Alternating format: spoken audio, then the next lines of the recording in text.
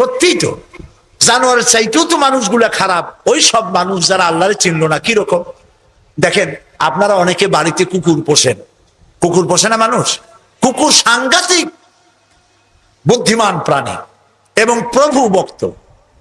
লন্ডনে তো বহুত কুকুর আছে যারা স্কটল্যান্ড ইয়ার্ড বাহিনীতে চাকরি করে, ভালো ভালো চাকরি করে, ইন্সপেক্টরও আছে, হ্যাঁ, কর্নেল আছে, মেজর আছে, ইন্সপেক্টর আছে। অবশ্য কুত্তায় জানে যে সে মেজর বা কর্নেল।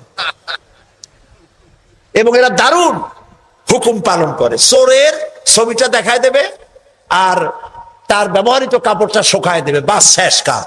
যেখানে পাবে সেখানে ধরবে। $1 কোটি বা পাউন্ডও যদি দেয়, কুত্তায় ছাড়বে না। সাংঘাতিক অফিসারেরা। কথা বুঝতে পেরেছেন? তো অনেকে কুত্তা পোষে। এখন কুত্তা পুষেছে, মাহফিল আসছে একটা লোক, রাত 2:30, 2টা বা 11টার সময় বাড়ি ফিরেছে। কুত্তা টের পাইছে, অন্ধকার রাত, কে যেন আসতেছে। কুত্তা তার ভাষায় বলেছে হল্ট। এখন বাড়িওয়ালা বলছে এই ডবলু, আদর করে নাম রাখছে কুত্তার ডবলু। একটা ধমক দিল, কুত্তায় গলার আওয়াজ শুনে বুঝে ফেলেছে। কিন্তু কুত্তায় গলার আওয়াজ বোঝে না। কুত্তা তো ভালো গরুতেও বুঝে। আপনি আপনার গরুরে ডাক দেন অন্ধকারে, গরু আপনার ডাকের সাড়া দেবে, কাছে আসবে। আসে না এরকম? অন্ধকারে গিয়ে গরুর ডাক দিলে বাড়িওয়ালার ডাকে গরু সাড়া দিয়ে আসে না? বিল দিয়ে আসে না? কুত্তায় থেমে গেল, বুঝতে পারলো এ তো আমার মালিক, আমি তো ভুল করছি। যখন মালিক কাছে আসলো, কুত্তায় লেজ লড়াইয়া গাছ সাথে মিশে মিশে লেজ লড়াইতে লাগলো। তার ভাষায় সে বলতে লাগলো আই এম এক্সট্রিমলি সরি।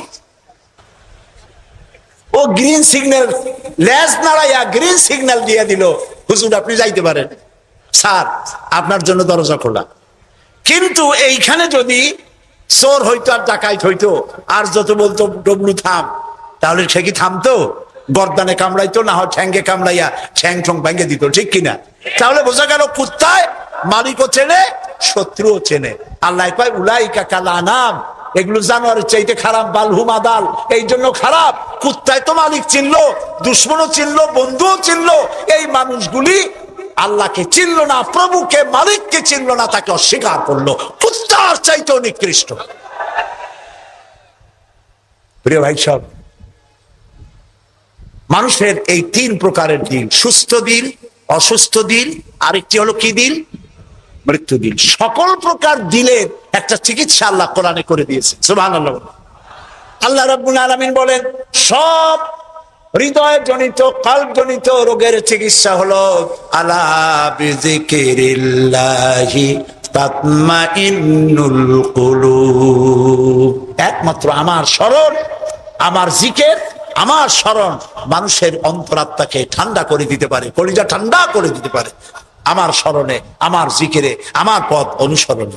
প্রিয় ভাই সব, হযরত লোকমান তিনি বলছেন, আল্লাহ তাআলা বলছেন আমি তাকে কি দিয়েছিলাম? জ্ঞান দান করেছিলাম। সেই জ্ঞানের ভিত্তিতে জ্ঞান দিয়েছিলাম এই জন্য যেন তিনি আমার শুকর আদায় করে। হযরত লোকমান আল্লাহর দেওয়া জ্ঞান দিয়ে শুকর আদায় করলেন এইভাবে যে তিনি আল্লাহর গুণগান, আল্লাহর তাওহীদের প্রচার শুরু করে দিলেন। সুবহানাল্লাহ। আল্লাহ তাআলা বলছেন ওমান ইয়াশকুর, যে ব্যক্তি কৃতজ্ঞতা স্বীকার করে তা তার নিজের জন্য, আর যে করে না সে তার নিজের ক্ষতিই করে। এই যে আমরা মাগরিবের নামাজ পড়লাম, এই নামাজ পড়ছি কার জন্য বলেন সবাই? উপকার হবে কার? উপকার হবে আমার। এই যে মাঝে মধ্যে আপনারা আলহামদুলিল্লাহ বলেন, সুবহানাল্লাহ বলেন, এতে উপকার কি আল্লাহ না আমার? বলেন সবাই। তামাম পৃথিবীর এটা এই জন্য যে আল্লাহ তাআলা বিরাটত্ব, খুব লক্ষ্য করুন, আল্লাহ তাআলা বিরাটত্ব, মহানত্ব, শ্রেষ্ঠত্ব এবং মর্যাদার যে স্তরে আল্লাহ তাআলা আছেন, আমরা শুকর করে, প্রশংসা করে, সেজদা করে সেই স্তর থেকে 1 ডিগ্রি উপরে উঠাইতে পারবো না। এবং যেখানে তার মর্যাদা আছে, সারা পৃথিবীর সব মানুষ যদি আল্লাহকে অস্বীকার করে, ওই স্তর থেকে 1 ডিগ্রি নিচে নামানো যাবে না, অসম্ভব। এই জন্য কৃতজ্ঞতা যে প্রকাশ করে সে আল্লাহর জন্যই করে। আমরা যদি আল্লাহর জিকির আজগার না করি, আল্লাহর ক্ষমতা শেষ নাকি? বলেন। আল্লাহ রাব্বুল আলামিন বলেন ইউসাব্বিহু লিল্লাহি মা ফিস সামাওয়াতি ওয়া মা ফিল আরদ, আকাশে যা কিছু আছে জমিনে যা কিছু আছে, এর মাঝখানে যা কিছু আছে সব আমার জিকির করছে, আমার তাসবিহ পড়ছে। আপনারা বসন্তকালে গাছের ডালে শোনেন কোকিল পাখি কুহু কুহু করে ডাকতেছে। আল্লাহ রাব্বুল আলামিন বলেন ওয়ালাকিন লা তাফকাহুনা তাসবিহাহুম, তোমরা ওদের তাসবিহ বোঝো না, তোমরা শোনো কুহু কুহু, আসলে সে ডাকে আল্লাহু আল্লাহু। বউ কথা কও, আছেন একটা পাখি ময়মনসিংহে নাই, আছে, ছোটবেলা থেকে শুনতেছি বউ কথা কও, বউ কথা কও। ওর বউ এত অভিমান করলো কেন? কথা মোটে কয়ই না। আসলে বউ কথা কও আমরা শুনি, আর আল্লাহ বলছেন ওয়ালাকিন লা তাফকাহুনা তাসবিহাহুম, ওরা আমার জিকির করছে, তোমরা বুঝো না। মানুষ বুঝবে কেন? মানুষ তো আন্দাজে যা শোনে শব্দের সাথে আপনি যা মিলাবেন তাই কিন্তু হয় ভাই। যেমন ট্রেন ছাড়ছে, ট্রেন যখন ছাড়লো তো প্রাথমিক আওয়াজ শোনা যায় যাচ্ছি যাব, যাচ্ছি যাব। যখন জোরে চলে তখন শোনা যায় যাচ্ছি যাব, যাচ্ছি যাব, এরকম শোনা যায়, ঠিক না? শব্দের সাথে এরকম যা মিলাবেন তাই হবে। এক ব্রিটিশ নাগরিক নাকি আসছিল বাংলাদেশে, আসে দেখে জমিনে চাষ করতেছে এক লোক দুপুর বেলা। তো তারে গিয়ে ব্রিটিশ জিজ্ঞেস করতেছে, ব্রিটিশ নাগরিক জিজ্ঞেস করতেছে ইংলিশ, বেটা হাউ ডু ইউ ডু? তো কৃষক বলতেছে আমার বুঝি খেয়ে খেয়ে কাম নাই, এখন তোমার সাথে আমি এই চাষ ছাড়িয়ে দিয়ে হাডুডু খেলবো, এটা কথা হইলো নাকি? মানে শব্দের সাথে মানুষ যা মিলাইতে চায় তাই মেলে। আল্লাহ তাআলা বলছেন তোমরা যা শুনতে পাও, পাখি গুলি তার কলকাক করতে, বাতাস তার শনশন রবে, নদীগুলি তার কুলু কুলু নাদে, পাতাগুলি তার মর্মর শব্দে। যত আওয়াজ শুনতে পাও এগুলি সব নিছক আওয়াজ নয়, সবগুলির ভিতর থেকে আমার জিকির, আমার তাসবিহ হতেছে আল্লাহু আল্লাহু আল্লাহু আল্লাহু। হযরতে লোকমান বলেন, আল্লাহ তাআলা শোনাচ্ছেন লোকমানের কথা, وَإِذْ قَالَ لُقْمَانُ لِابْنِهِ وَهُوَ يَعِظُهُ يَا بُنَيَّ لَا تُشْرِكْ بِاللَّهِ। স্মরণ করো সেই সময়ের কথা যখন লোকমান তার ছেলেকে ডেকে বলছেন ইয়া বুনাইয়া, হে আমার কলিজার টুকরা সন্তান। আপনারা কি শুনতেছেন? আমার সাথে থাকুন, তাহলে বুঝতে সুবিধা হবে। হযরতে লোকমান বলছেন ইয়া বুনাইয়া, ও আমার কলিজার টুকরা সন্তান। ওলামারা জানেন যে এখানে হওয়া উচিত ছিল ইয়া এবনি, ইয়া এবনি, ও আমার ছেলে, কিন্তু আল্লাহ তাআলা শোনাচ্ছেন লোকমান ডেকে বলেছি ইয়া বুনাইয়া, আমার ছেলে, ওইভাবে না বলে তিনি বললেন কি ইয়া বুনাইয়া। বুনাইয়া মানে কি? বুনাইয়া শব্দ এটা হলো তাসগীর করা হয়েছে। এটা বলা হলো হে আমার কলিজার টুকরা, নয়নের পুতুলি, বাবা ধন, সোনামণি। সুবহানাল্লাহ বলে। দাওয়াতের এটি হলো টেকনিক। আপনি যখন ইসলামের দাওয়াত দিবেন তখন আপনাকে দাওয়াত দিতে হবে মিষ্টি ভাবে। আল্লাহ শিখাই দিয়েছেন উদউ ইলা সাবিল রাব্বিকা বিল হিকমাতি ওয়াল মাউইজাতিল হাসানা, উত্তম ভাবে মিষ্টি করে সুন্দর করে বৈজ্ঞানিক পন্থায় সুন্দর সুন্দর কথা দিয়া মানুষকে আমার পথে ডাকো। আল্লাহ তাআলা বলছেন সুবহানাল্লাহ। এই জন্য আপনি মেজাজ খারাপ করলে পারবেন না। যে চোরের কাশি রোগ হয় আর যে পীরের মেজাজ খারাপ, এ দুইজন ব্যবসায় ভালো করতে পারবে না। পীরের যদি মেজাজ খারাপ বেশি হয় মুরিদ একটাও পাবে না, আর যদি চোরের কাশি রোগ হয় চুরি করতে গিয়ে পিটান খাওয়া ছাড়া পথ নেই। তা আপনি দিনের দাওয়াত দিবেন, আপনার মেজাজ ভালো হইতে হবে, দাওয়াত দিবেন মিষ্টি করে। রাসূলুল্লাহর কথাটাই দেখেন, আগেই কোন সুবহানাল্লাহ। আল্লাহ রাব্বুল আলামিন বলেন ফাবিমা রাহমাতিম মিনাল্লাহি লিনতা লাহুম ওয়ালাউ কুনতা ফাজ্জাল গালিদাল কলবি লানফাদ্দু মিন হাওলিক। হে রাসূল, হে রাসূল, আপনার প্রতি আল্লাহর করুণা হচ্ছে এই যে আল্লাহ তাআলা আপনার দিলটাকে নরম করে দিয়েছেন। সুবহানাল্লাহ। আপনার কাছে যেই আসে সিমেন্টেড হয়ে যায়, কেউ ছিটকে পড়ে না আপনার ব্যবহারের কারণে। রাসূলের ব্যবহার, সুবহানাল্লাহ বলে, সুবহানাল্লাহ। কি ব্যবহার! মসজিদে নববীতে এক বদবী এসে পেশাব করেছে মসজিদে নববীর মধ্যে। আচ্ছা কন্ত এই ময়মনসিংহে মসজিদের মধ্যে না, মসজিদের বাইরে দাঁড়াইয়া দেওয়ালের উপরে যদি কেউ পেশাব করে আপনি কি করবেন? জি বুঝতে পারছি আপনারা কি করবেন। চেহারা দেখি বোঝা যায় আপনারা কি করতে পারেন। মসজিদের ভেতরে পেশাব করতেছে রসুলের সামনে, সাহাবায়ে কেরামদের চোখ মোটা হয়ে গেছে, ভাবখানা এই রসুল পারমিশন দেন ওরে জম্মের মতো পেশাব করাই দেই। রাসূলুল্লাহ বললেন না না, বাধা দিও না, তাহলে সে অসুস্থ হয়ে যেতে পারে, তার সবটা আনলোড হতে দাও। সবটা শেষ হইল, রাসূলুল্লাহ তাকে কাছে ডাকলেন, ডেকে বললেন তুমি যে কামটা করলা তুমি কি জানো এটা কি? কয় না তা জানি না।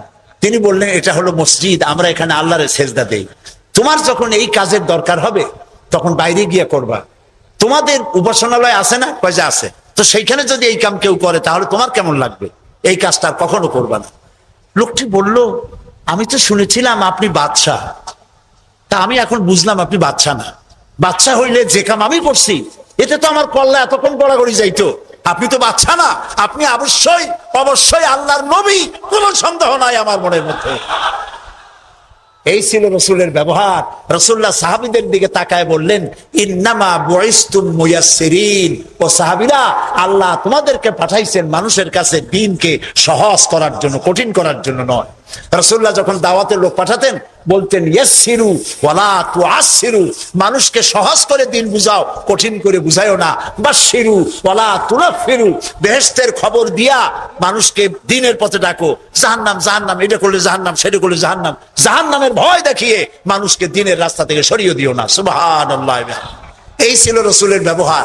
তাই মানুষকে দাওয়াত দেওয়ার সময় টেকনিকটা, লোকমানের দাওয়াত ছেলের প্রতি আল্লাহ কত পছন্দ করেছেন। তিনি ডেকে বলছেন ইয়া বুনাইয়া, ও আমার কলিজার টুকরা, আমার বাবা, আপনি নিজে আছে না মোমেন সাহিদ এমন বখাটে ছেলে, মাথায় উল্লুকের মতো চুল, হাতে ভাল্লুকের মতো নখ, গলায় সোনার সেন, এরকম মোমেন সাহিদে নাও থাকতে পারে। কিছু পোলাপান আছে মাথায় চুল রাখিয়া একটা কেমন কেমন ভাব, তারপরে গলায় মোটা সোনার চেন, পৌষ মাসের শীতেও সামনের 2-3টে বোতাম খুলে তো লোকেরা যেন বোঝে উনি একখান কিছু ঝুলাইছে। এইরকম ছেলেকে যদি আপনি তো রাগ করে আছেন, ছেলে আপনার কথা শোনে না, যদি ভাত খাওয়ার সময় ডাকেন সোনামণি, বাবা, কলিজার টুকরা, নয়নের পুতুলি, আব্বু, একটু কাছে আয়, আরে ও যত বড় খারাপ হোক আপনার পায়ের কাছে চলে আসবে। আপনি ওর কপালে একটা চুমা দেন, ওর গালে একটা চুমা দেন, আব্বু এই যে তুমি জামা কাপড় পরছো এগুলো মাইকেল জ্যাকসনের জন্য শোভা পায়, তুমি রসুলের উম্মত, মুসলমান মায়ের পেটে আসছো, এটা তোমার জন্য শোভা পায় না আব্বু, এই কামটা তুমি করো না, আমার অসম্মান হয় সমাজে। এই কথা বললে হাজার রাত ও শোনার চাইতে আপনার এই মধুর ডাকে আপনার ছেলেকে হেদায়েত হতে পারে। হযরতে লোকমান এইটা শিখাইছেন, ইয়া বুনাইয়া, ও আমার কলিজার টুকরা সন্তান। নসিহত শুনে মনে হয় যে ছেলে খুব ছোট, কিন্তু আসলে ছোট না। ছোট ছেলের এত বড় নসিহত করা যায় না। নসিহতের গুরুত্ব বুঝে বোঝা যায় ছেলে ছোট না, ছেলে বড়, কিন্তু ডেকেছেন তিনি সোনামণি বলে। যেমন আমাদের দেশে খোকা আছে, গেদা আছে। আমাদের বরিশালে পিরোজপুরে বাচ্চা ছেলেদেরকে আদর করে ডাকে গেদা, আর বেশি আদর করলে কয় গেদু। মোমেন সাহেব কি কয়? খোকা কয় না? খোকা বা গেদা কিছু বলে তো বাচ্চাদেরকে? গেন্দা, গেন্দা তো আরো মজা। এখন গেন্দা, জি।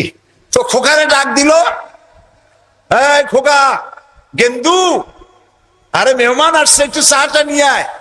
মেহমান মনে করে গেন্দু বুঝি খুব ছোট, গেদা খুব ছোট। গেদা যখন চা নিয়ে আসলো দেখা গেল গেদা শুধু ছোটই না, শুধু নিজে গেদা না, কয়েক গেদার বাপও। হযরতে লোকমান ছেলেকে আবেগ ভরা মন দিয়ে ডাকতেছেন, ইয়া বুনাইয়া, ও আমার কলিজার টুকরা সন্তান, শোনো, লা তুশরিক বিল্লাহ, আল্লাহর সাথে কাউকে শরীক স্থাপন করো না। জোরে বলেন সুবহানাল্লাহ। প্রথম দাওয়াত। আমার উচিত ছিল আমার সন্তানকে এই কথা শেখানো যায়, আল্লাহর সাথে শরীক করবা না।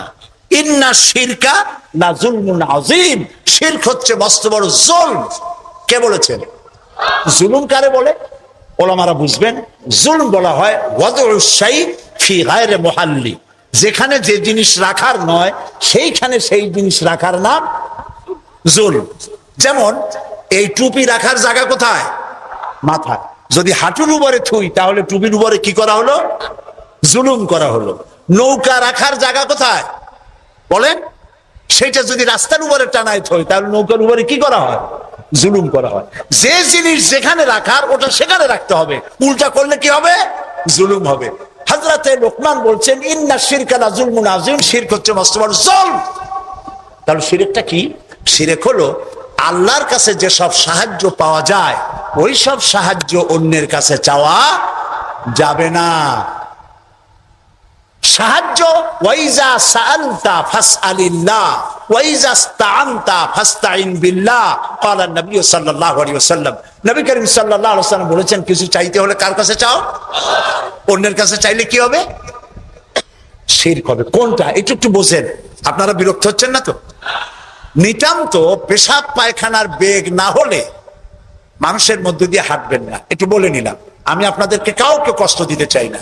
নিতান্ত প্রচন্ড পেশাব পায়খানার চাপ না হলে মানুষের মধ্য দিয়ে হাঁটা ঠিক না। মুসলমানদেরকে কষ্ট দেওয়াও কবিরা গুনার শামিল। তো আল্লাহ তাআলার সঙ্গে চাইলে পরে চাওয়াটাই শিরক নয়। যেমন আমার ঘরে অনেক সময় মেহমান আসে, আমার ঘরে চা বানাবো, চিনি নেই, তখন আমার ঘরের কাজের লোককে বলা হয় দোতলায় যাও বা তিনতলায় যাও, একটু চা, একটুখানি চায়ের পাতা বা একটুখানি চিনি চায়ে নিয়ে আসো। এটা কিন্তু শিরক না। আমি বাড়ি বানাইতেছি, টাকায় কুলাইতে পারছি না, আমি দেলোয়ার হোসেন খান দুলু ভাইকে বললাম, ভাই আমরা তো পার্লামেন্টে একসাথে থাকি, আমি তো টাকায় কুলাইতে পারতেছি না, আমার 10 লাখ টাকা দেন। এটা শিরক না। কথা কি বুঝে আসতেছে? কোনটা শিরক? শিরক হলো বিবাহ করেছে 8-10 বছর বাচ্চা হয় না, এই বাচ্চা আপনি কোন খাজা বাবা কোন পীরের মাজারে চাইতে পারবেন না, এটার নামই শিরক। আমার অসুখ হয়েছে, আমি রোগ মুক্তির জন্য কোন পীরের নামে মানত করতে পারি না, হারাম। মানুষের নামে মরা পীর অথবা জীবিত পীর, কোন পীরের নামে মানত এবং তার কাছে আশা পূরণের জন্য যাওয়া জায়েজ নাই, হারাম, হারাম এবং হারাম। সন্তান দেবে কে? চিল্লায় বলেন। সন্তান দেওয়ার মালিক তিনি, তিনি ছাড়া কেউ সন্তান দিতে পারে না। এই দেখুন কোরআন, কোরআনে কারিমে রব্বুল আলামিন বলেন, আমি কাউকে কন্যা দেই, আমি কাউকে পুত্র দেই, কন্যা দেই না, কন্যা দেই তো পুত্র দেই না, আবার কাউকে কন্যাও দেই পুত্রও দেই, আবার কাউকে কিছুই দেই না। ইন্নাল্লাহা আলা কুল্লি শাইইন কাদির, সমস্ত জিনিসের উপরে ক্ষমতা কার? সবাই বলেন আল্লাহ তাআলার ক্ষমতা। আচ্ছা, আরেকটা কথা বলেন, আপনারা জবাব দেন, পীর বুজুর্গ তারা বড় না নবীরা বড়? তারা বড়।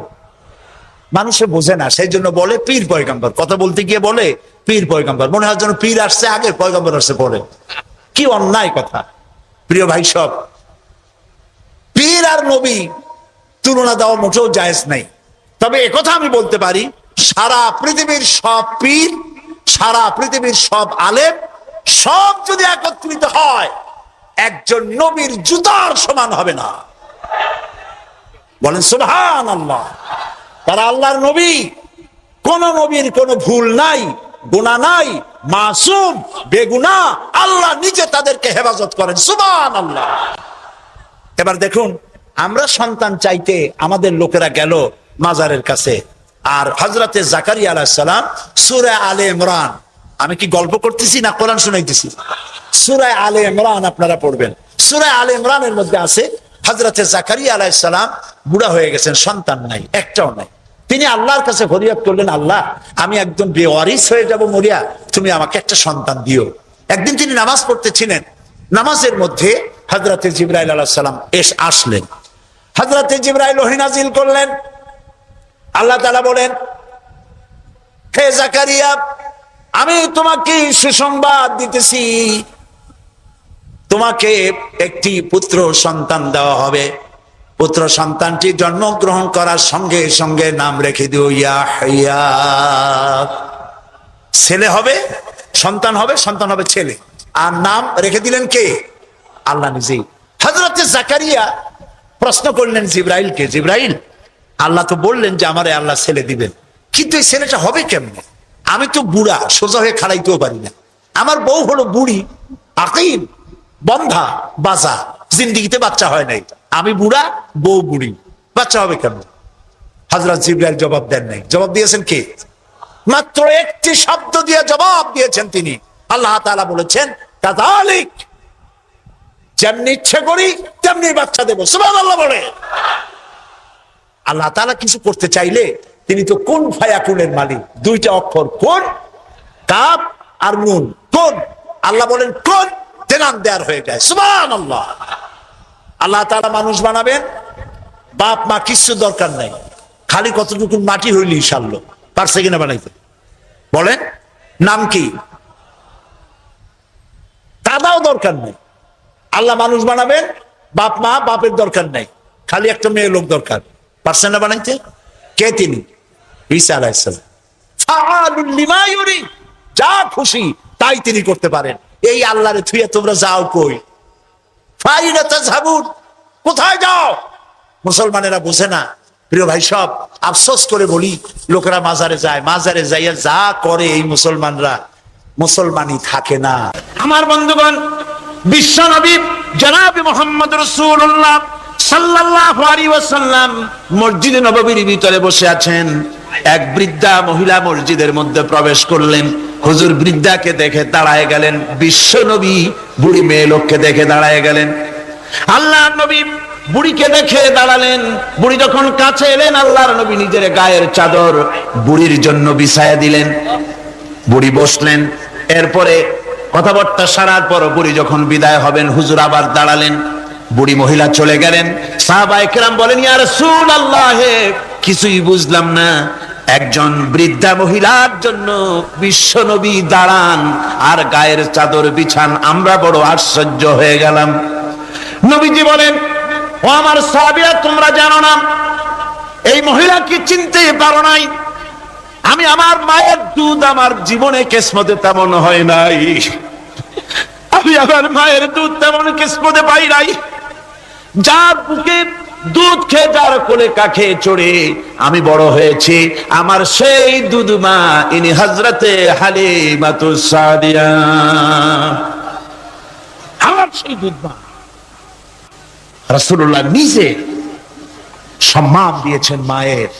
খবরদার, মাকে অসম্মান করবেন না, মাকে সম্মান করবেন, মাকে শ্রদ্ধা করবেন। আমার বন্ধুগণ, আলেম ওলামা পীর বুজুর্গদের জন্য হাদিয়া তো দেন আপনারা, কোনো নিষেধ নাই, দেন। হাদিয়া দেওয়াও সুন্নত, নেওয়াও সুন্নত, দিবেন, আমি কোনো নিষেধ করি না। কিন্তু আমি বলতে চাই, পীর বুজুর্গদের কাছে, আলেম ওলামাদের কাছে হাদিয়া দিয়া আল্লাহরে যত না খুশি করতে পারবেন, এই ডালিম বেদানার মৌসুমে বেদানা একটা ভেঙে নিজ হাতে যদি মায়ের মুখে তুলে দেন, আল্লাহর আরশ খুশি হয়ে যাবে, আল্লাহর আরশ আজিম খুশি হয়ে যাবে, আল্লাহ পাক খুশি হয়ে যাবেন। মায়ের খাওয়াও, বাপকে খাওয়াও, তোমার সবচেয়ে বড় পীর তিনি। সুবহানাল্লাহ বলেন, সুবহানাল্লাহ। মা বাপ যদি একটু দোয়া করে দেয়, তোমার জিন্দেগির কাম শেষ। একটু বদদোয়া করলে জাহান্নামে যাবা। কোন পীর সাহেব বদদোয়া করলে জাহান্নামে যাবে এমন কথা নয়। কোন মাওলানা বদদোয়া করলে দোজখে যাবে এমন কথা নয়। রাসূল বলেছেন, হুমা জান্নাতুকা ওয়া নারুকা, মা বাপ তোমার বেহেশত, মা বাপ তোমার জাহান্নাম।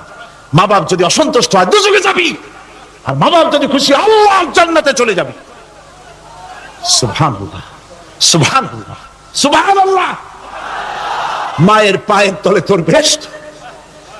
আমরা পুরুষ, আমাদের গত বছরও বলেছি, আমরা পুরুষ, আমাদের পায়ের তলে জুতা। আমাদের পায়ের তলে কি? শুধু জুতা। আর আমার মা, আমার মায়ের জাতি যারা এই প্যান্ডেলে বসে আছেন, আমার মায়েরা বোনেরা, মায়ের জাতি যারা পৃথিবীতে, মায়ের জাতির পায়ের তলে আল্লাহর বেহেশত। সুবহানাল্লাহ। নারীর মর্যাদা ইসলাম দেয় নাই, কে দিয়েছে? আল্লাহ দিয়েছেন, আল্লাহ রাসূল দিয়েছেন। আমার বন্ধুগণ, হযরত বাইজিদ বুস্তামি, ছোট্ট বাচ্চা ছেলে, গভীর রাতে মা অসুস্থ, পানির পিপাসায় জেগে উঠেছেন। বাবারে, পিপাসায় শেষ হয়ে গেলাম, পানি দাও। ছেলে ঘরের ভিতরে পানি না পেয়ে বাইরে দৌড়াদৌড়ি করলেন। অনেক দূর থেকে পানি নিয়ে এসে দেখেন মা ঘুমায় গেছেন।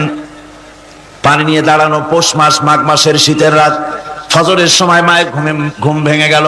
তাকিয়ে দেখেন বাইজিদ দাঁড়ানো, হাতে পানি থরথর করে কাঁপছে। জিজ্ঞাসা করে, বাইজিদ তুমি দাঁড়ানো কেন? ছোট্ট বাচ্চা বলে, মা পানি চেয়েছিলে তুমি গভীর রাত্রে, পানি ঘরে ছিল না, অনেক দূর থেকে আনতে হয়েছে। মা বলছে ঘুমাও নাই কেন গ্লাস থুইয়া? বাচ্চা বলে ঘুমাই নাই, তুমি যদি আবার পানি চাও সময় মতো যদি দিতে না পারি মা তোমার কষ্ট হবে, এই জন্য ফজর পর্যন্ত আমি দাঁড়ায় আছি, কখন তুমি পানি চাও। মা হাতের থেকে পানি নিয়ে পান করলেন, বাইজিদকে বিছানার উপরে আরাম করে কম্বল দিয়ে ঘুম পড়াইয়া দিলেন। হযরত বাইজিদের মা উযু করে ফজরের নামাজ পড়ে সিজদায় চলে গেলেন, চিৎকার মেরে কেঁদে বলেন, আমার রব, আমার আল্লাহ, আমি আমার বাইজিদের মা, আমি মা হয়ে বাইজিদের জন্য দোয়া করি, বাইজিদ আমার জন্য আজকে যা করেছে, আমি মা, আমার কলিজা ঠান্ডা হয়ে গেছে। হায় আল্লাহ, আমি বাইজিদের জন্য দোয়া করি, তুমি তাকে সুলতানুল আরিফিন বানাইয়া দিও। মঞ্জুর হয়ে গেল আল্লাহ পাকের কাছে দোয়া। আমার ভাইরা, আল্লাহ পাক বলছেন খবরদার, আমার ইবাদতের পরে মা বাপ, আল্লাহর ইবাদতের পরে কারা? মা বাপকে সম্মান করো, শ্রদ্ধা করো, মোহাব্বত করো, কিসমত খুলে যাবে, কিসমত খুলে যাবে। মা বাপকে সম্মান করো। হযরত আবু হুরায়রা রাদিয়াল্লাহু তাআলা আনহু রাসূলের সামনে এসে কাঁদতেছেন। হুজুর বলছেন, আবু হুরায়রা কাঁদো কেন? কাঁদো কেন? রাতের বেলা কাঁদো কেন? হযরত আবু হুরায়রা বলছেন, হুজুর আমাকে মা মেরেছেন। হুজুর বলছেন, মা মারলো কেন? কোন অপরাধ করেছো? কোন গোস্তাখি করেছো? আবু হুরায়রা বলছেন, না হুজুর, কোন গোস্তাখি করি নাই, তবে মারলো কেন? হযরত আবু হুরায়রা বলছেন, হুজুর আমি আপনার দরবার থেকে ফিরতে রাত হয়ে গিয়েছিল। মা জিজ্ঞেস করলেন, আবু হুরায়রা এত রাত্রে কোথায় ছিলি? বললাম, আমি ছিলাম যে কদম চুমতে পারলে দুনিয়া ধন্য হয়, সেই দরবারে নববীর কদম মোবারক থেকে আসতে আমার দেরি হয়েছে। আমার মা মুশরিকা, আপনার নাম শুনে তার গায়ে আগুন জ্বলে উঠলো, আমাকে ধরে মারা আরম্ভ করলো, বলল হয় আমার বাড়ি ছাড়বি আর না হয় মুহাম্মদ সাল্লাল্লাহু আলাইহি ওয়াসাল্লামের দরবার ছাড়বি। আমি বললাম, আমার মা, তুমি বুড়ি মানুষ, তোমার গায়ে যত শক্তি আছে সমস্ত শক্তি দিয়ে আমারে পিটাও, আমারে মারো, মারতে মারতে আমাকে বাড়ি থেকে তুমি বের করে দাও, তোমার বাড়ি শুদ্ধ তাম দুনিয়া ছেড়ে দিতে পারি, আল্লাহর নবীর কদম মোবারক ছেড়ে দিতে পারি না। হুজুর আমার মা আমাকে গলা ধাক্কা দিয়ে বের করে দিয়েছেন। হুজুর বলছেন, আবু হুরায়রা তোমার মা তোমাকে মেরেছে, তুমি আমার কাছে নালিশ করছো? আমার তো এখানে ইন্টারফেয়ার করার কিছুই নেই। সুবহানাল্লাহ, সুবহানাল্লাহ, মা তোমাকে মেরেছে, এখানে আমার করার কিচ্ছু নাই। বিশ্ব নবী বলছেন, এত বড় পাওয়ারফুল নবী, লেজিসলেটিভ পাওয়ার, সারে আল্লাহ তাকে বানিয়েছেন শরীয়ত প্রণেতা। কোরআন শরীফ, কোরআন শরীফে শুধু হালাল ও হারামের, হালাল এবং হারামের, বৈধ এবং অবৈধের সীমারেখা শুধু কোরআনই ঠিক করেন, রাসূলের জন্য আল্লাহ ছেড়ে দিয়েছেন। আল্লাহ রাসূলও হারাম, হালাল এবং হারামের বৈধ, বৈধতা অবৈধতার সীমারেখা নির্ধারণ করেছেন। এত বড় ক্ষমতা তার, এত বড় পাওয়ারফুল বিশ্ব নবী, তিনি বলছেন মা মেরেছে, আমার করার কিছু নাই। চিন্তা করেন কত বড় কথা, এ কথার লোড কত। হযরত আবু হুরায়রা বলেন, ইয়া রাসূলুল্লাহ, মা আমাকে মেরেছেন, আমি আল্লাহর নবীর কাছে মায়ের বিরুদ্ধে নালিশ করতে আসি নাই। বললেন, কেন এসেছো? হযরত আবু হুরায়রা বলেন, হুজুর এসেছি একটা কারণে, আমি জানি আল্লাহ নবী যদি আল্লাহর দরবারে হাত উঠায়া কোনো জিনিস বলে আল্লাহ রাব্বুল আলামিন সঙ্গে সঙ্গে মঞ্জুর করে নেন। হুজুর আমি এসেছি, মেহেরবানি করে দোয়া করুন আমার মাকে যেন আল্লাহ হেদায়েত নসিব করে দেন। আল্লাহ নবী হাত উঁচু করে বললেন, আল্লাহুম্মা হিদি উম্মা আবি হুরায়রা, আয় আল্লাহ আমি দোয়া করি আবু হুরায়রার মাকে তুমি হেদায়েত নসিব করে দাও। রাসূলুল্লাহ দোয়া করছেন আর আবু হুরায়রা সমানে দৌড়াচ্ছেন। তিনি দৌড়াচ্ছেন, পিছন থেকে কয়েকজনে আবু হুরায়রার জামা টেনে ধরেছে, দৌড়ক। তাদের জানা আবু হুরায়রা খুব ভদ্রলোক মানুষ, কোন ঝড় ঝামেলার মধ্যে থাকে না, রাগ শাক করে না, চিৎকার মারে না, দৌড় মারে না, এত ভদ্র শরীর, দৌড়ায় কেন? না জানি কোন বিপদ বুঝি ঘটে গেছে। পিছন থেকে জামা টেনে ধরে বলে, দৌড়াও কেন? হযরত আবু হুরায়রা জামা সাহাবীর হাত থেকে ছিনায় নিয়ে বলেন, জামা ছেড়ে দাও, আমাকে দৌড়াতে দাও, আমি দৌড়াইয়া বাড়ি যে দেখতে চাই। আমি দৌড়াই আগে আমার বাড়ি পৌঁছতে পারলাম না, আমি যাওয়ার আগে আমার আল্লাহর নবীর দোয়া আমার বাড়ি পৌঁছে গেছে, আমি এইটা দেখতে চাই। হযরত আবু হুরায়রা বাড়িতে গিয়ে দরজা নক করলেন, ভেতর থেকে আওয়াজ এলো, কে? হযরত আবু হুরায়রা বলেন, মা, আমি তোমার আবু হুরায়রা ফিরে এসেছি। মা বলছেন, বাবা অপেক্ষা করো, দরজা খুলতেছি। হযরত আবু হুরায়রা বলেন, মায়ের গলার আওয়াজের ভিতরে শিরকিয়াতের কর্কশতা পেলাম না, মায়ের গলার আওয়াজের ভিতরে তাওহীদের গন্ধ পেলাম। আমার মনে হলো নবীজির নিক্ষিপ্ত তীর তার নিশানায় পৌঁছে গেছে। কিছুক্ষণ পর মা আমার বেরিয়ে এলেন, মাথা থেকে চুলের থেকে বুড়ি মানুষ, সাদা চুলের ভিতর থেকে পানি পড়তেছে। মা বলল, বাবারে, তোমারে মারার পর আমি বড় অনুতপ্ত হয়েছি, অনুশোচনা করেছি, আমি গোসল করেছি, মনে মনে ভাবলাম আমার ছেলে তো কোনো খারাপ জায়গায় যায় নাই, কেন তারে মারলাম, আমি বড় লজ্জায় পড়েছি তোমারে মেরে। ও আমার আবু হুরায়রা, আমি গোসল করেছি, পবিত্র হয়ে গেছি, জলদি করে আমাকে নিয়ে চলো বিশ্ব নবী জনাবে মুহাম্মদুর রাসূলুল্লাহর দরবারে।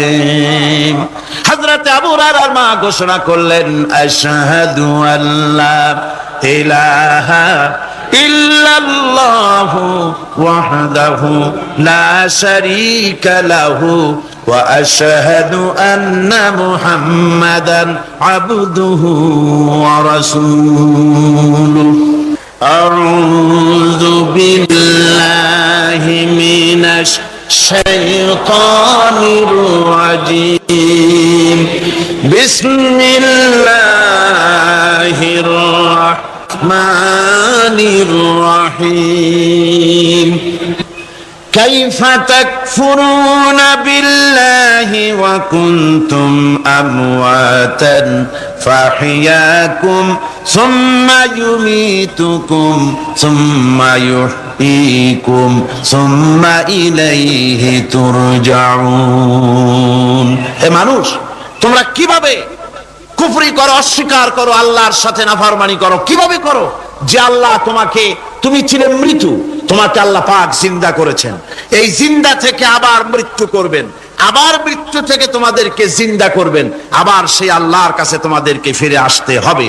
সুতরাং মানুষ জন্মের পূর্বে সব মৃত্যু ছিল, একথা তো আজ বিজ্ঞান সম্মত কথা, বৈজ্ঞানিক সত্য কথা। মানুষ জন্মের আগে মৃত্যু ছিল। কিভাবে?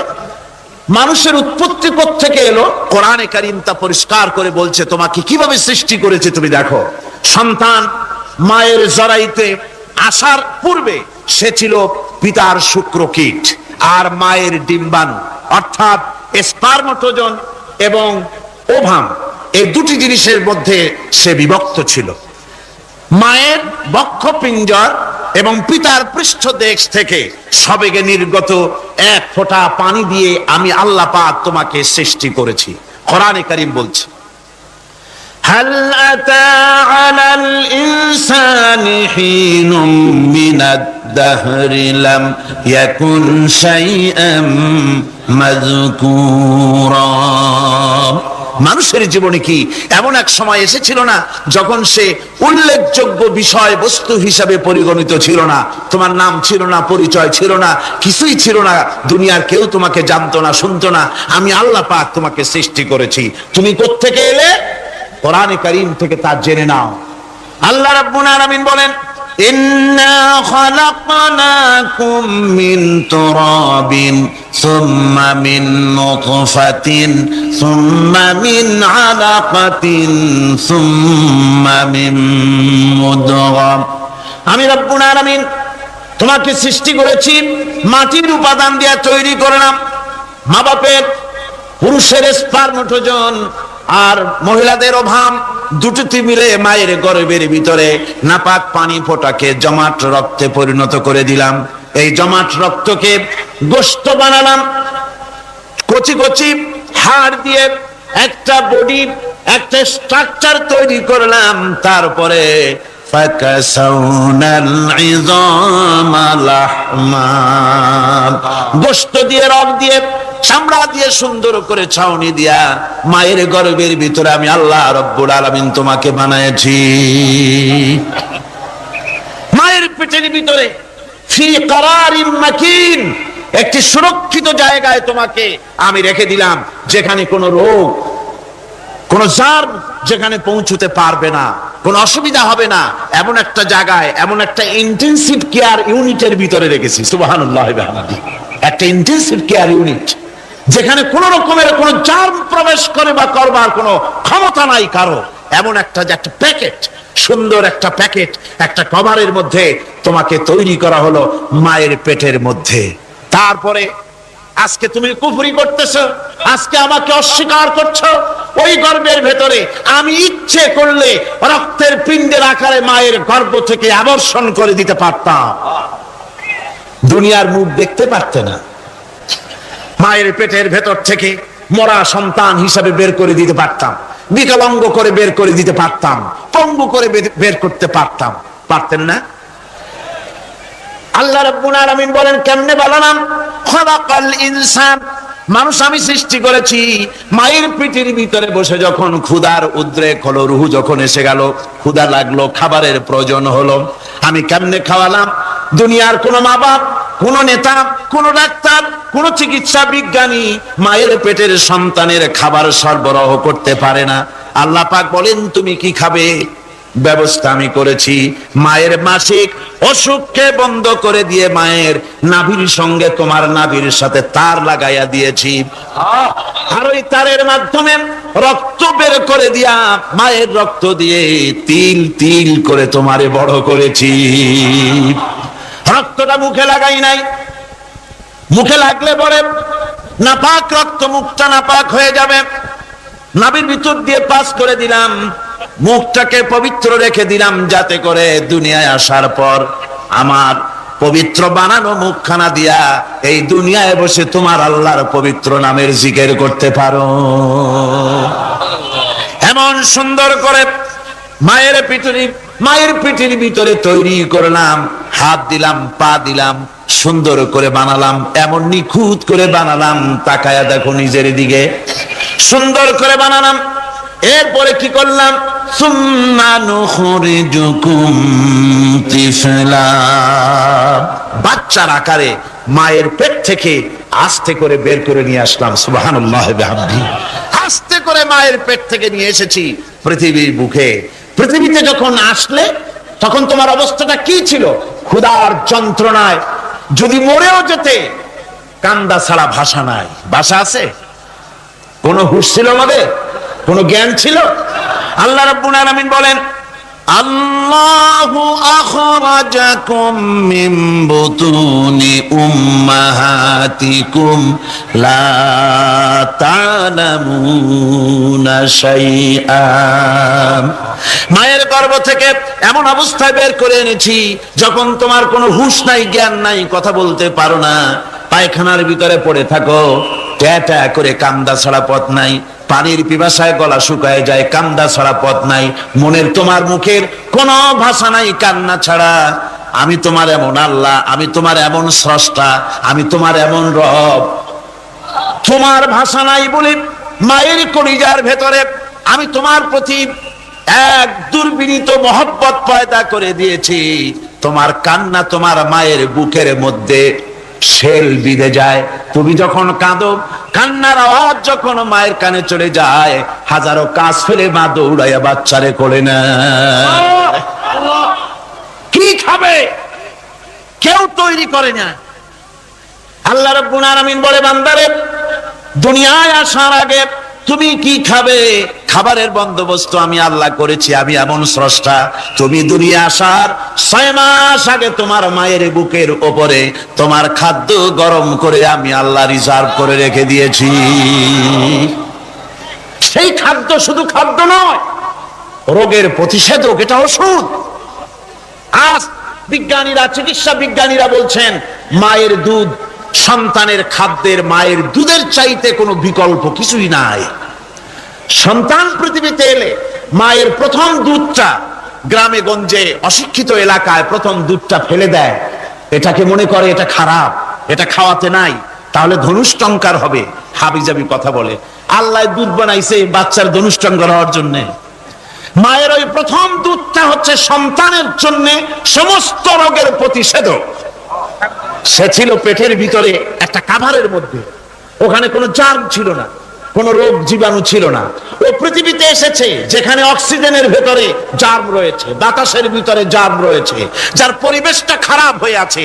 মানুষের শ্বাস প্রশ্বাসে নিঃশ্বাসে হাজারো রোগ জীবাণু ঘুরছে। এইরকমের একটা পৃথিবীতে এসেছে। আসার পরে কচি স্বাস্থ্য, কচি শরীর, কচি হার্ট, কচি লাংস, সেটাকে প্রতিরোধ করবে কি করে? সেজন্য আল্লাহ পাক মায়ের দুধের ভিতরে সমস্ত রোগের প্রতিষেধক দিয়ে দিয়েছেন। সুবহানাল্লাহ। আজকের বিজ্ঞানীরা তা স্বীকার করেছেন। অনেক মা তার সন্তানকে দুধ দেন না, নিজের শরীর স্বাস্থ্য ভালো রাখার চিন্তা করে বাচ্চাকে দুধ খাওয়ান না। এটা অত্যন্ত নির্মম কাজ। বাচ্চাকে দুধ খাওয়ালে বাচ্চার সাথে মায়ের মহব্বত বাড়ে। ইউরোপে আমেরিকায় মাকে মা বলে ডাকে না, বাপকে শ্রদ্ধা করে না, সম্মান করে না। তার কারণ সেখানে মায়েরা তার সন্তানদেরকে কোলে নেয় না, সন্তানদেরকে ফিডার খাওয়ায়।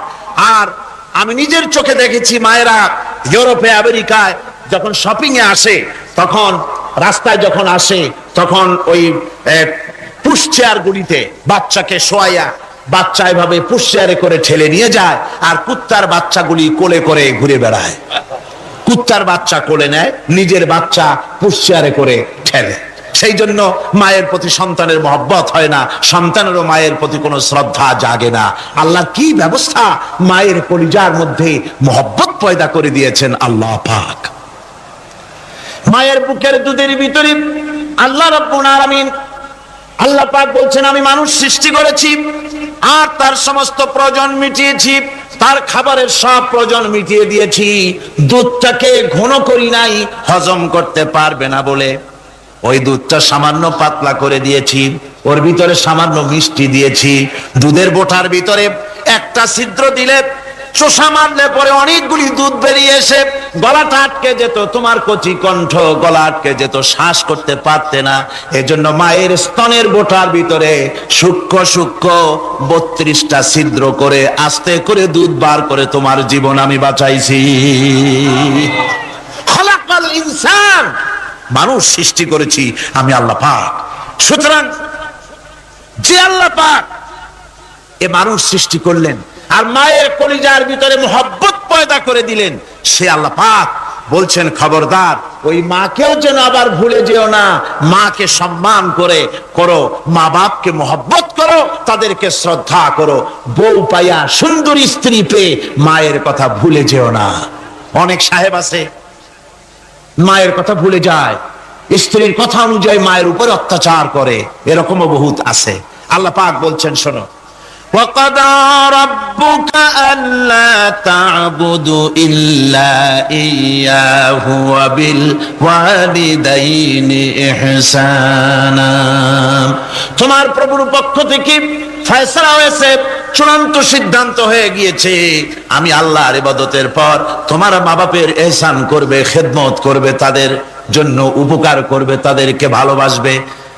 আল্লাহ রাব্বুল আলামিন বলেন, মা বাবার সঙ্গে কেমনে কথা বলবে, তাদের সাথে কিভাবে আচরণ করবে, আল্লাহ তাও শিখিয়ে দিয়েছেন।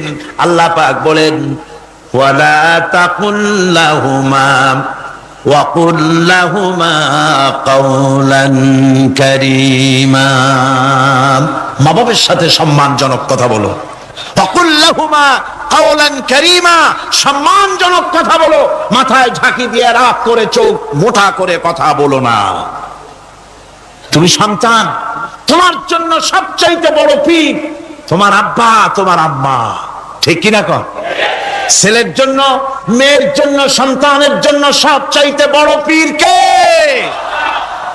বাপ মা। এটা ভালো করে মনে রাখতে হবে। আপনার মৌলানা সাহেবদের দোয়া, পীর সাহেবদের দোয়া কবুল হতেও পারে, নাও হতে পারে, 50-50 সম্ভাবনাও আছে, আবার সম্ভাবনা নাই। কিন্তু মা বাবার দোয়া কবুল হবে 100% সিউরিটি রয়েছে। রাসূলুল্লাহ বলেছেন 3 জনের দোয়া কবুল হবে, মুস্তাজাবুদ দাওয়াত। কয়জনের দোয়া কবুল হবে? আল্লাহ রাব্বুল আলামিনের হাবিব বলেন, তিনজনের দোয়া কবুল হবে আল্লাহর দরবারে। তার মধ্যে একজন হলেন মাজলুম ব্যক্তি, যে ব্যক্তি অত্যাচারিত, যে ব্যক্তি মুসাফির প্রবাসী, তার দোয়া কবুল হবে। আর মা বাপ যদি সন্তানের জন্য দোয়া করে, ওই দোয়া আল্লাহ রব্বুল আলামিনের দরবারে মঞ্জুর হয়ে যায়। আল্লাহ রব্বুল আলামিন মা বাপ সম্পর্কে বলেন, মা বাবের জন্য আমার কাছে দোয়া করবি বান্দারা, আমার কাছে দোয়া করবি। দোয়াটা আল্লাহ পাক শেখাচ্ছেন, রব্বিরহামহুমা কামা রব্বায়ানি সাগীরা। পড়েন সবাই, রব্বিরহামহুমা কামা রব্বায়ানি সাগীরা। একটু জিকির করেন, লা ইলাহা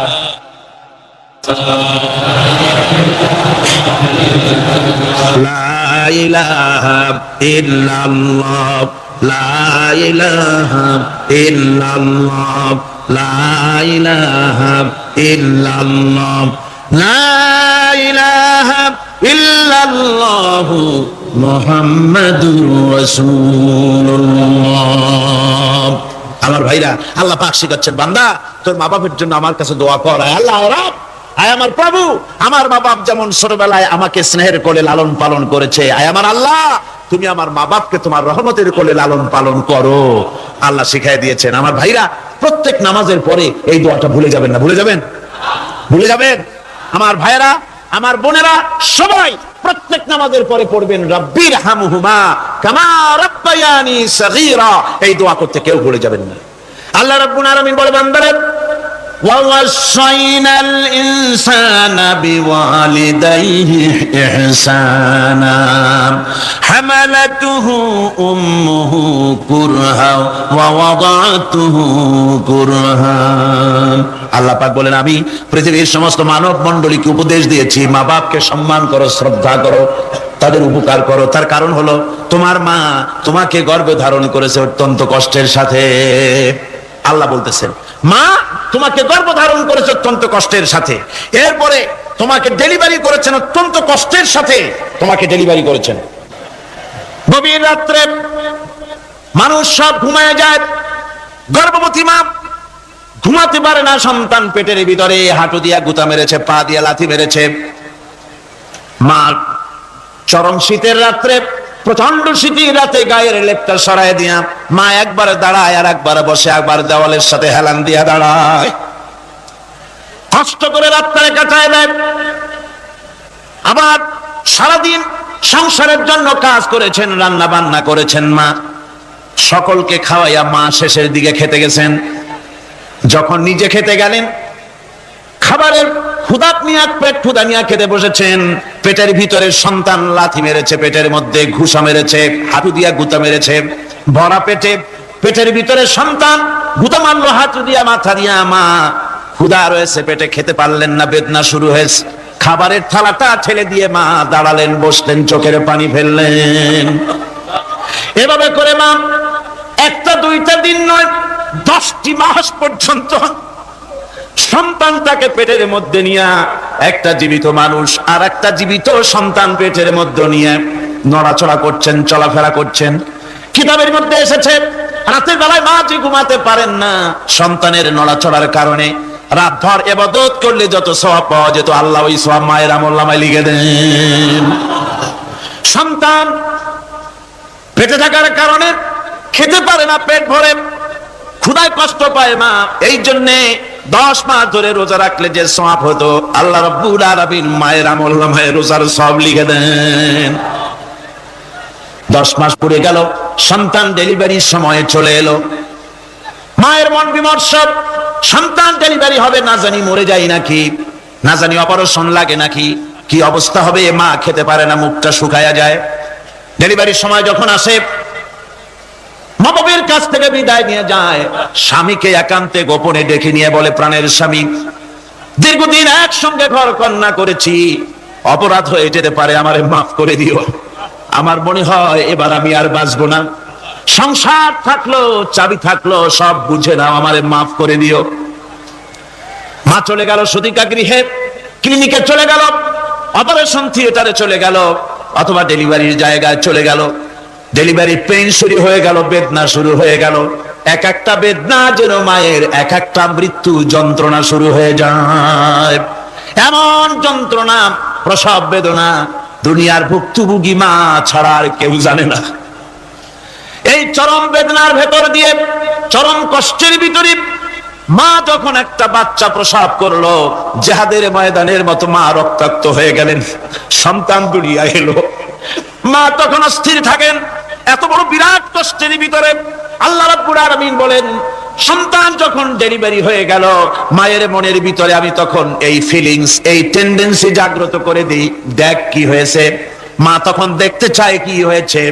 মায়ের সামনে যখন এত কষ্টের, হৃদয় বিংড়ানো, কলিজার 32টি নাড়ি ছেঁড়া যন্ত্রণার সন্তান যখন মায়ের চোখের সামনে আসে, আল্লাহ পাক বলেন, মা যখন তার ছেলের মুখের দিকে তাকায়, মেয়ের মুখের দিকে তাকায়, আল্লাহ বলেন 10 মাসের পেটে ধরা কষ্ট আর ডেলিভারির সব কষ্ট মায়ের মন থেকে মুছে ফেলে দেই।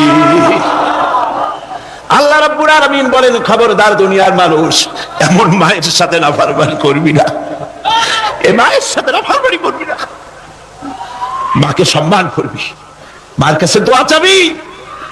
দুনিয়ায় যদি সম্মান চাও, রিজেক্ট চাও, মায়ের পায়ে ধরে কাঁদো। মায়ের জাতি অনেক সম্মান তার। রাসূল করিম সাল্লাল্লাহু আলাইহি সাল্লামকে প্রশ্ন করা হয়েছে, হুজুর খেদমত করবো কার? হুজুর কয় মায়ের। তারপরে কার? হুজুর কয় মায়ের। তারপরে কার? হুজুর বলেন মায়ের। তারপরে কার? তোমার পিতা। 3 গুণ। তোর মায়ের মর্যাদা 3 গুণ বেশি, তোর বাপের চাইতে মর্যাদা বেশি। সুবহানাল্লাহ পড়ে। আর আজকে ইসলামের শত্রুরা তারা বলে যে ইসলাম নারীর অধিকার আদায় করে নাই। নারীর অধিকার ইসলাম